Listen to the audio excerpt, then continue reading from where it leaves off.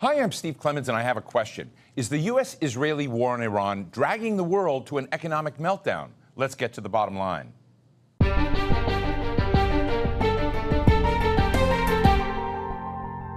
As Iran and the U.S. wait for the other to blink first, the economic ruin caused by the U.S.-Israeli war on Iran cuts deeper and deeper. It's not just the tens of billions of dollars spent directly on the war, nor the hundreds of billions of dollars of damage to Iran and Arab countries in the Gulf. And it's not just the extra 50% we pay when filling our cars up with gas.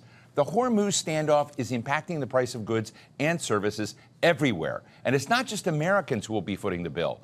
Around the world, flights have been canceled, school weeks have been shortened, and factories have been shut down, meaning that workers have no income. So how far will the financial fallout of the Iran war go?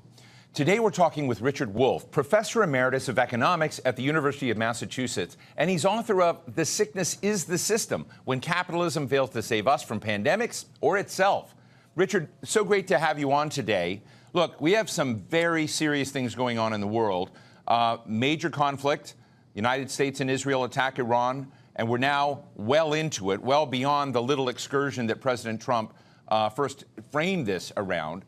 I want to ask you, from an economic perspective or a geopolitical perspective, what do you believe is the roster of winners in this conflict, and what are the roster of losers? Well, acknowledging that we are not at the end of this story, even the story of the war on Iran, some things I think are already pretty clear and becoming clearer by the day.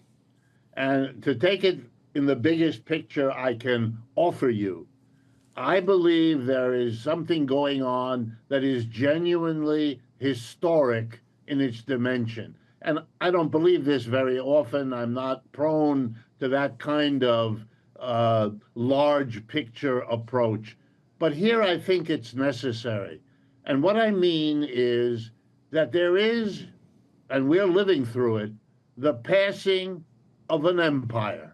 As much as the British Empire dominated the 18th and 19th centuries of global development, the American empire replaced it. It's been about 100 years. It's been especially the case after World War II, when all the other contestants for empire dominance destroyed each other, literally, in the war, leaving the United States in a strange position as the only one, in a manner of speaking, left standing. The dollar becomes the global currency. America builds 750 military bases around the world. It dominates the economy of the Western Hemisphere and the rest of the globe pretty much as well.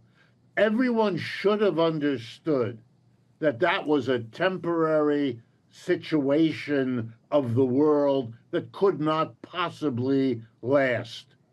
And I think the big error, if you like, made in the United States, certainly by our leaders, is not to understand how temporary and how tenuous all of that would be. And they have sustained that illusion through the second half of the 20th century and now into the 21st. So they don't face the reality.